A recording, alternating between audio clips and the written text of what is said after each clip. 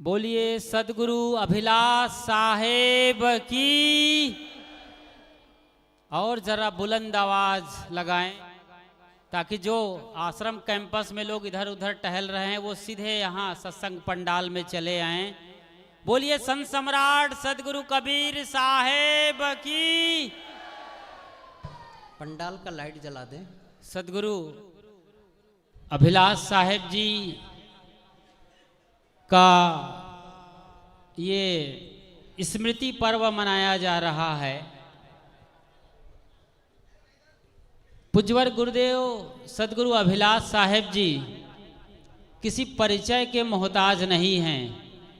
जब भी सदगुरु कबीर साहेब का नाम लिया जाता है, कबीर पंथ का नाम आता है, तो बड़े ही सम्मान के साथ सदगुरु अभिलाष साहेब का नाम आता है।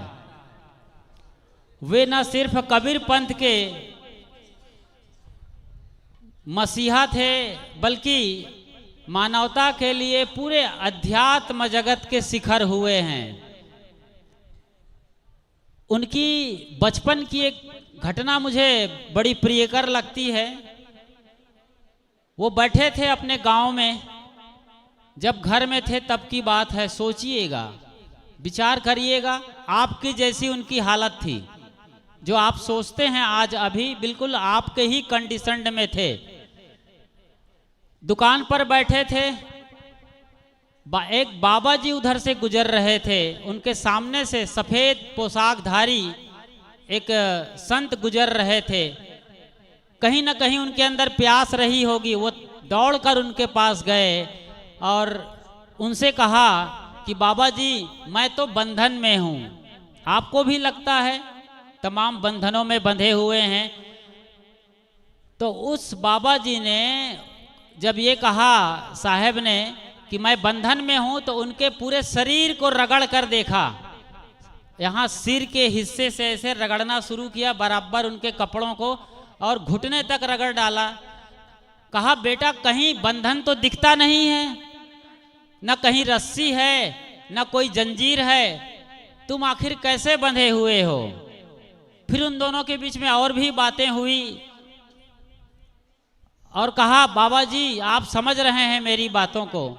और जो भी बातें हुई उन बातों ने ऐसा चमत्कार किया कि बाद में उनके गुरु कहलाने वाले सदगुरु राम सूरत साहेब जी को ये मौका मिला कि बालक राम सुमिरन शुक्ल के घर में जाने का बड़ा अवसर आया। जब उनके घर में गए गुरुदेव जी, जिनका नाम राम सुमिरन शुक्ल रहा है घर में, तो उन्होंने देखा कि जिस कमरे में उन्हें बिठाया गया उस कमरे में राम सूरत साहेब जी अयोध्या वाले जो उनके बाद में गुरु हुए, उन्होंने देखा कि एक खूंटी पर 108 दाने की माला टंगी हुई है और एक बड़ी आसनी है, और स्वयं राम सुमिरन शुक्ल जी बड़ी लंबी चोटी वाले रहे हैं, पंडित खानदान में पैदा हुए थे, पूरे पांडित्य के रंग में रंगे थे। उन्होंने कहा बेटा ये 108 दाना का माला ये कौन, क्या होता है इसमें। कहा गुरुजी मैं इसी आसनी पर बैठता हूँ। ये आसनी आप देख रहे हैं करीब करीब इसी तरीके की आसनी रही है उनकी। उन पर कहा कि मैं बैठता हूँ और 108 दाने के माला को इसी पर सरकाता हूँ, राम राम करते करते। तब गुरुदेव जी ने कहा, सदगुरु राम सूरत साहेब ने, कि बेटा इसी ने मुझे यहाँ तक लाया है। ये बहुत बड़ी क्रांति की बात है। आप लोग जो अभी पूजा कर रहे हैं, अभी दुर्गा पूजा किया, किसी ने गणेश पूजा किया, या और भी देवी देवताओं को पूज रहे होंगे जो अभी अभी शुरू हो रहे हैं कबीर पंथ में, तो पूजा व्यर्थ नहीं है। आप सही तरीके से पूजा करिए। यही पूजा प्रार्थना अनुष्ठान और जो भी आप करते हैं कर्म कांड, एक दिन ऐसे ही जैसे सदगुरु का पूरा जीवन बदल गया, वो सदगुरु जो बालक राम सुमिरन शुक्ल के नाम से जाने जाते रहे, अपने घर और गांव में शिव ब्रह्मा और विष्णु की बड़ी पूजा करते रहे, कबीर पंथ के गुरुओं को लताड़ते रहे कि ये लोग भगवान नहीं मानते, इनसे ना मुलाकात हो ना मिलना हो।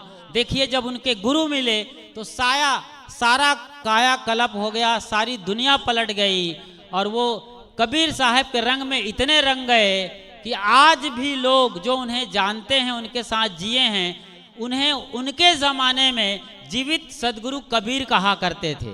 तो ऐसे क्रांतिकारी संत हुए हैं सदगुरु अभिलाष साहेब जी, जो अपने जीवन यानी रहनी, कथनी, करनी और रहनी से पूरे समाज को आंदोलित किए।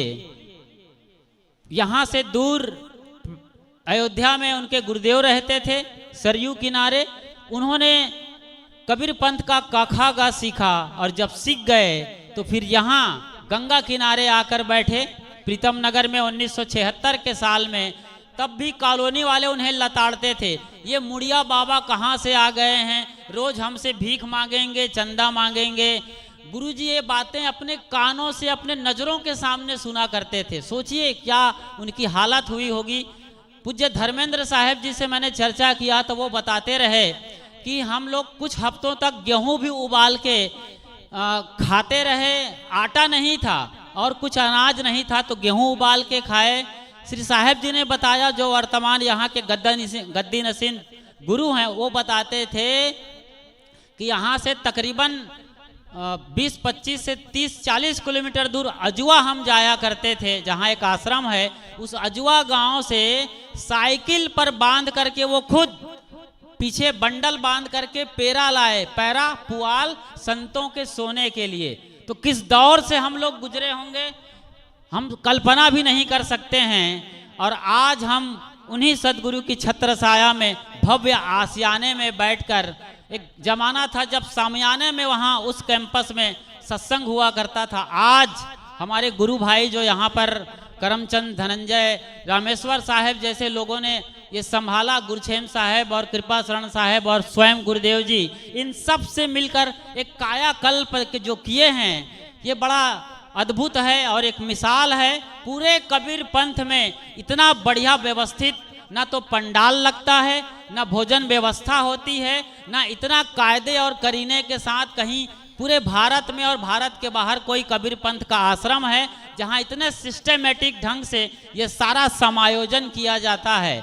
और ये सब कुछ हुआ है गुरुदेव जी के उस दहशत भरी या कहें उस महान मतलब क्रांतिकारी आंदोलन के जरिए जो उन्होंने अपने जवानी और शुरुआती दौर में झेला।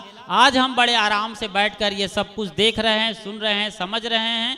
बस एक छोटी सी प्रार्थना है, हम उनके साहित्य को पढ़ें, उनके गुरुजनों को, उनके चेले और उनकी चेलियों को हम सुने और अपने जीवन में अंगीकार करें उनके आशीर्वचनों को, और ऐसे ही करते हुए अपने जीवन को धन्य बनाते हुए कल्याण और मोक्ष के मार्गी बने। इन्हीं शुभकामनाओं के साथ आपके भीतर बैठे गुरु के उस परम आत्मा को प्रणाम। साहेब बंदगी साहेब। बहुत बहुत धन्यवाद।